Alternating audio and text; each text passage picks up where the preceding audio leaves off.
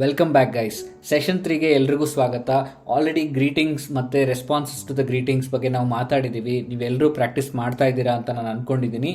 ಇವತ್ತು ನಾವು one of the very basic things I, me, you, ಈ ಥರ ಒಂದು ವರ್ಡ್ಸ್ ಏನಿದೆ ನಾವು ಎಲ್ಲಿ ಯೂಸ್ ಮಾಡ್ತೀವಿ, ಯಾವಾಗ ಅದನ್ನ ಸರಿಯಾಗಿ ಯೂಸ್ ಮಾಡಬೇಕು, ಹೇಗೆ ಯೂಸ್ ಮಾಡಬೇಕು ಅನ್ನೋದ್ರ ಬಗ್ಗೆ ಸ್ವಲ್ಪ ಡೀಟೇಲಾಗಿ ಮಾತಾಡೋಣ.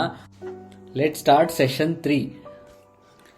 ಐ, ಮೀ, ಮೈ ಸೆಲ್ಫ್, ಈ ಮೂರು ಪದನು ನನಗೆ ಸೇರಬೇಕು. ಅಂದರೆ ನಾನು, ನಂದು, ಈ ಥರ ನಾವು ಯೋಚನೆ ಮಾಡ್ತೀವಲ್ವಾ, ಇದನ್ನು ಹೇಗೆ ಯೂಸ್ ಮಾಡ್ತೀವಿ, ಇದಕ್ಕೆ ಡಿಫ್ರೆನ್ಸ್ ಏನು?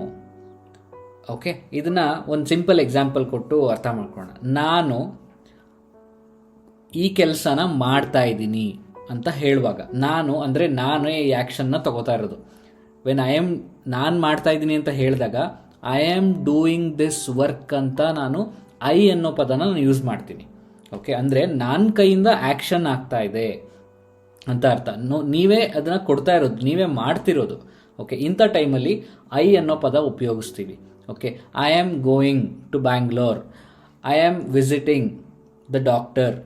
ಆಯಿತಾ? ಈ ಥರ ಎಲ್ಲೇ ನಾವೇನಾದರೂ ಮಾಡ್ತಿದ್ದೀವಿ ಅಂತ ಬಂದಾಗ ಐ ಅನ್ನೋ ಪದ ಯೂಸ್ ಮಾಡಬೇಕು. ಓಕೆ, ಅದೇ ಮೀ ಅನ್ನೋ ಪದ ಯಾವಾಗ ಯೂಸ್ ಆಗುತ್ತೆ? ಮೀ ಅನ್ನೋ ಪದ ನಾವು receiving ಎಂಡಲ್ಲಿದ್ದಾಗ, he gave the book to me, he called me, ಈ ಥರ ಪದಗಳಲ್ಲಿ ನಾವು, ಈ ಥರ ಸಿಚುವೇಶನ್ಸಲ್ಲಿ ನಾವು ರಿಸೀವಿಂಗ್ ಎಂಡಲ್ಲಿದ್ದೀವಿ. ಅಂದರೆ ನಮಗೇನೋ ಯಾರೋ ಬಂದು ಏನೋ ಮಾಡಿ ಕೊಡ್ತಾ ಇದ್ದಾರೆ ಅಥವಾ ತಂದು ಕೊಡ್ತಾ ಇದ್ದಾರೆ ಅಂತ ಬಂದಾಗ ನಾವು ಮೀ ಅನ್ನೋ ಪದನ ಉಪಯೋಗಿಸ್ತೀವಿ. ಸೊ ಐ ಅನ್ನೋದನ್ನು ನಾವೇನಾದರೂ ಮಾಡುವಾಗ ಉಪಯೋಗಿಸ್ತೀವಿ. ಮೀ ಅನ್ನೋದನ್ನು this book was given to me by my lecturer. ಈ ಸೆಂಟೆನ್ಸಲ್ಲಿ ನಾನು ಮೀ ಅನ್ನೋ ಪದನ ಉಪಯೋಗಿಸಿದ್ದೀನಿ. ಅಂದರೆ ನಾನೇನು ಮಾಡಿಲ್ಲ, ಯಾರೋ ಬಂದರು, ನನ್ನ ಲೆಕ್ಚರರ್ ಬಂದರು, ನನಗೆ ಈ ಬುಕ್ನ ಗಿಫ್ಟಾಗಿ ಕೊಟ್ಬಿಟ್ಟು ಹೋದರು ಅಂತ ನಾನು ಒಂದು ಸೆಂಟೆನ್ಸಲ್ಲಿ ಹೇಳೋಕ್ಕೆ ಪ್ರಯತ್ನ ಪಡ್ತಾ ಇದ್ದೀನಿ. ಸೊ ಮೀ, ಯೂಶಲಿ ಐನ ನೀವೆಲ್ಲರೂ ಕರೆಕ್ಟಾಗಿ ಯೂಸ್ ಮಾಡ್ತೀರಾ, ಆದರೆ ಮೀ ಅನ್ನೋ ಪದನ ಯೂಸ್ ಮಾಡುವಾಗ ಎಲ್ಲೋ ಒಂದು ಕಡೆ ಪ್ರಾಬ್ಲಮ್ ಆಗ್ಬೋದು. ಇದನ್ನು ಕರೆಕ್ಟ್ ಮಾಡ್ಕೊಳ್ಳೋದಕ್ಕೆ ನಾವು ಐ ಮತ್ತು ಮೀ ಡಿಫ್ರೆನ್ಸ್ನ ಕ್ಲಿಯರಾಗಿ ಅರ್ಥ ಮಾಡ್ಕೊಳ್ಳೋಣ. ಓಕೆ, ಸೊ ಮೈ ಸೆಲ್ಫ್ ಅಂದ್ರೇನು? ಈ ಮೈಸೆಲ್ಫ್ ಅನ್ನೋದು ಒಂಥರ ಆಂಬಿಗ್ಯುಯಸ್ ಪದ. ಅಂದರೆ ನಾನೇ ಮಾಡಿದ್ದು, ಇದನ್ನು ನಾನೇ ಕ್ರಿಯೇಟ್ ಮಾಡಿದ್ದು ಅಂತ ಹೇಳೋದಕ್ಕೆ. ಫಾರ್ ಎಕ್ಸಾಂಪಲ್, ಇದನ್ನು ನಾನು ಅನ್ನೋದು ಮತ್ತು ರಿಸೀವಿಂಗ್ ಎಂಡಲ್ಲೂ ನಾನೇ ಇರ್ತೀನಿ, ಮತ್ತು ಆ್ಯಕ್ಷನ್ ತಗೊಳ್ಳೋದು ನಾನೇ ಇದ್ದಾಗ, ಎರಡನ್ನೂ ನಾನೇ ಮಾಡ್ತಿರುವಾಗ ಅದು ನಾನು ಮೈಸೆಲ್ಫ್ ಅಂತ ಯೂಸ್ ಮಾಡ್ಬೋದು. I did this job my self, I cooked the food today my self ಅಂತ ಯೂಸ್ ಮಾಡ್ತೀವಿ. ಎಷ್ಟೊಂದು ಕಡೆ ಅದನ್ನು ನಾವು ಮೈಸೆಲ್ಫ್ ಅನ್ನೋದು ಯೂಸೇ ಮಾಡಲ್ಲ. I did the food today, I got the book today, I wrote the assignment today, ಆ ಥರ ಏನಾದ್ರು ಹೇಳ್ತಾ ಇರ್ತೀವಿ.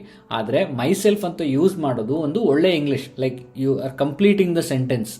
ನಾನೇ ಮಾಡಿದ್ದು, ಇದನ್ನು ನಾನು ನನಗೋಸ್ಕರ ಮಾಡಿದ್ದು, ಇಂಥ ಪದಗಳನ್ನ ಹೇಳುವಾಗ ನಾವು ಮೈಸೆಲ್ಫ್ ಅನ್ನೋ ಪದನ ನಾವು ಉಪಯೋಗಿಸ್ತೀವಿ.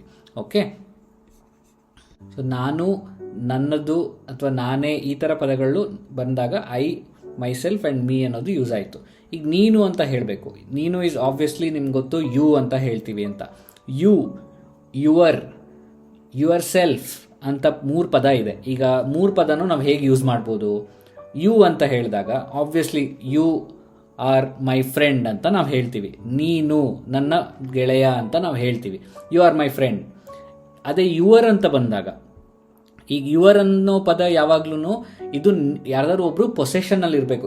ಈ ಪೆನ್ ನಿಂದು ಅಂತ ಹೇಳ್ತೀವಿ, ಈ ಪೆನ್ ನಿಮ್ಮದು ಅಂತ ಹೇಳಿದಾಗ ದಿಸ್ ಈಸ್ ಯುವರ್ ಪೆನ್ ಅಂತ ನಾವು ಒಬ್ರಿಗೆ, ಇದು ನಿಮಗೆ ಸಂಬಂಧಪಟ್ಟಿದ್ದು ಅಥವಾ ನಿಮ್ಮ ಪೊಸೆಷನ್ನಲ್ಲಿ ಇರಬೇಕಾಗಿರೋದು ಅನ್ನೋದನ್ನು ಹೇಳುವಾಗ ನಾವು ಯುವರ್ ಅಂತ ಪದ ಯೂಸ್ ಮಾಡ್ತೀವಿ.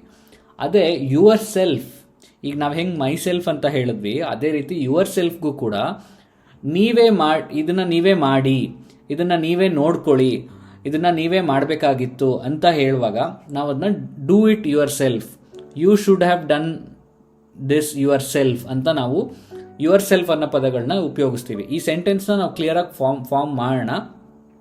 You should have done this yourself, you did this to yourself ಅಂತ ಹೇಳುವಾಗ ಇದನ್ನು ನೀವೇ ಮಾಡ್ಕೊಂಡಿದ್ದು, ನಿಮಗೆ ನೀವೇ ತಂದ್ಕೊಂಡಿದ್ದು ಅಂತೆಲ್ಲ ಹೇಳ್ತೀವಲ್ಲ, ಅಂಥ ಟೈಮಲ್ಲಿ ನಾವು ಯುವರ್ ಸೆಲ್ಫ್ ಅನ್ನೋ ಪದನ ನಾವು ಕ್ಲಿಯರಾಗಿ ಉಪಯೋಗಿಸ್ಬೇಕು.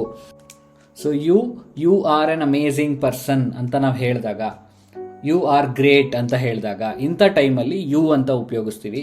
ಯುವರ್ ಸೆಲ್ಫ್ ಮತ್ತು ಯುವರ್ನ ನಾವು ಯುವರ್ ಅನ್ನೋದನ್ನ ಪೊಸೆಷನ್ ಯಾರಾದರೂ ಒಬ್ರದ್ದು ಅವ್ರದ್ದಾಗಿರುತ್ತೆ, ಅದು ಅವ್ರದ್ದು ಓನರ್ಶಿಪ್ಪಲ್ಲಿರುತ್ತೆ. ದಿಸ್ ಈಸ್ ಯುವರ್ ಹೌಸ್ ಅಂತ ಹೇಳುವಾಗ ನಾವು ಯುವರ್ ಅನ್ನೋ ಪದನ ಉಪಯೋಗಿಸ್ಬೇಕು. ಎಲ್ಲ ಕಡೆನೂ ಇದು ಸೇಮ್ ಕಾನ್ಸೆಪ್ಟ್. ಇದನ್ನ ಕ್ಲಿಯರಾಗಿ ನೀವು ಕಾನ್ಸೆಪ್ಟ್ ಅರ್ಥ ಮಾಡ್ಕೊಂಬಿಡಿ, ಎಲ್ಲಿ ಬೇಕಾದರೂ ನೀವು ಇದನ್ನ ಬಳಸ್ಬೋದು. ಯುವರ್ ಸೆಲ್ಫ್ ಅಂತ ಬಂದಾಗ ಕೂಡ ನೆನ್ಪಿಟ್ಕೊಳ್ಳಿ, ಮೈ ಸೆಲ್ಫಿಗೆ ನಾನು ಹೇಳಿದೆ, ಇದು I did it for myself ಅಂತ, I cook this myself ಅಂತ ನಾನು ಏನು ಹೇಳ್ತೀನೋ ಇದು ನನಗೆ ಅನ್ನೋ ಥರ ಬಂದಾಗ, ಇದು ನಿಮಗೆ ನೀವೇ ಅಂತ ಬಂದಾಗ ಯುವರ್ ಸೆಲ್ಫ್ ಅಂತ ಬರುತ್ತೆ. ಅಷ್ಟೇ difference. So I, me, myself, you, yourself, ಇಷ್ಟನ್ನ ಪ್ಲೇನ್ ಆಗಿ ನೀವು ದಿನನಿತ್ಯ ಉಪಯೋಗಿಸಕ್ಕೆ ಸ್ಟಾರ್ಟ್ ಮಾಡ್ಬೋದು. ಈ ಸೆಂಟೆನ್ಸಸ್ನ ಫಾರ್ಮ್ ಮಾಡೋಕ್ಕೆ ಸ್ಟಾರ್ಟ್ ಮಾಡಿ ಇವತ್ತಿಂದ. ಆದಷ್ಟು ಎಲ್ಲದಕ್ಕೂ ನೀವೇನೇ ಕನ್ನಡದಲ್ಲಿ ಮಾತಾಡ್ತಿದ್ರು ನಾನು ಇಲ್ಲಿಗೆ ಹೋಗಬೇಕು ಅಥವಾ ನಾನು ಇಲ್ಲಿಗೆ ಹೋಗಿದ್ದೆ, ಇಂಥ ಟೈಮಲ್ಲಿ ಮನೇಲಿ ಯಾರಿಗಾರು ಏನಾರು ಹೇಳುವಾಗ ಐ ವೆಂಟ್ ಔಟ್ಸೈಡ್ ಈ ಥರ ಏನೋ ಹೇಳುವಾಗ ಐ ಅನ್ನೋದು ಉಪಯೋಗಿಸಿ. ಅವಾಗ ನಿಮ್ಗೆ ತಪ್ಪಾದ್ರೂ ಪರವಾಗಿಲ್ಲ, ಮುಂದಿನ ಸೆಂಟೆನ್ಸಸ್ನ ನಾವು ಕ್ಲಿಯರಾಗಿ ಫ್ರೇಮ್ ಮಾಡಿ ಅದನ್ನ ಸರಿಯಾಗಿ ಅರ್ಥ ಮಾಡ್ಕೊಳ್ಳೋಣ. ಬಟ್ ಐ, ಯು, ಮೀ ಅನ್ನೋದನ್ನ ಸ್ಟಾರ್ಟ್ ಮಾಡಿ ಉಪಯೋಗಿಸೋದಕ್ಕೆ. ಓಕೆ, ಸೊ ಇನ್ನೂ ತುಂಬ ಇದೆ ಆ ಥರ. ಪ್ಲೂರಲ್ ಫಾರ್ಮ್ಸ್ ಕೂಡ ಇದೆ, ಅದನ್ನ ನಾವು ನೆಕ್ಸ್ಟ್ ವೀಡಿಯೋದಲ್ಲಿ ಕವರ್ ಮಾಡೋಣ. ಅಲ್ಲಿ ತನಕ keep learning, keep practising and thank you.